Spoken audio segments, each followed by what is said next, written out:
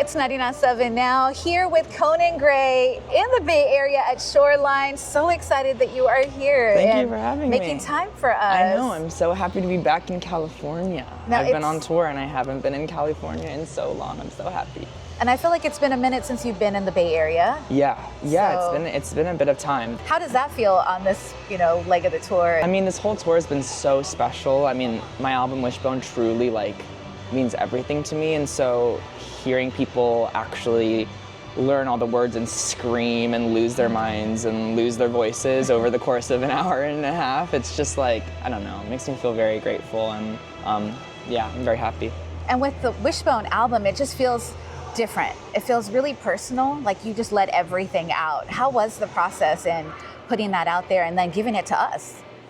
It was just very freeing. I think I wrote the album without really thinking about what anyone would think about it, and then ultimately it just kind of became a challenge of hey, since you've already been so personal at the beginning of making this album, there's nothing that you can say now that's going to convince people that you don't have really personal things to say. So I just had to keep it going, and very freeing. Felt like I was genuinely having the time of my life writing the album. And you can feel it through the tracks. We're playing on 99.7 now, Vodka Cranberry, and it's so cool to hear it and then know the story behind it. And how was it writing certain songs? Were there some that came super easier than others?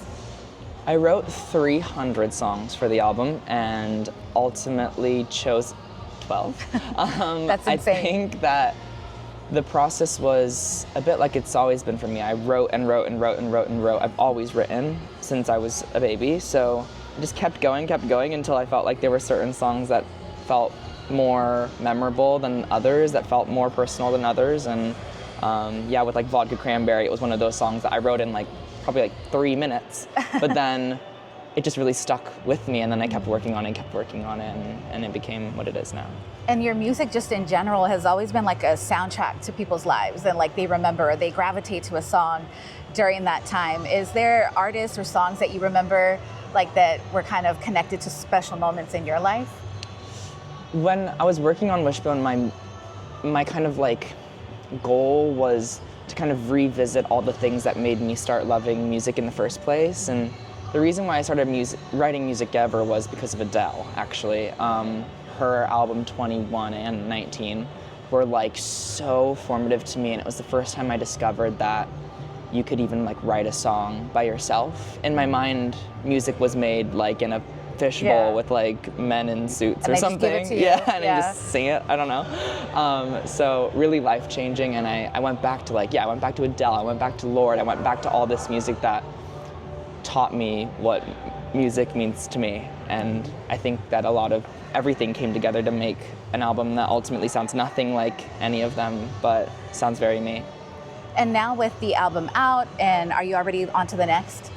I mean, I'm still writing. I always write. Always writing. So we'll see what it becomes. But right now my goal is just to enjoy this tour and keep singing these songs that mean everything to me, and hopefully make something else that we'll love. Hopefully.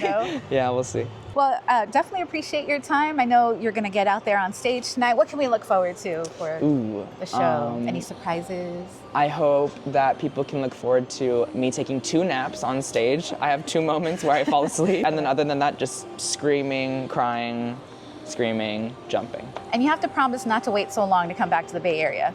I promise. Thank you, Conan Gray. It's 99.7 now.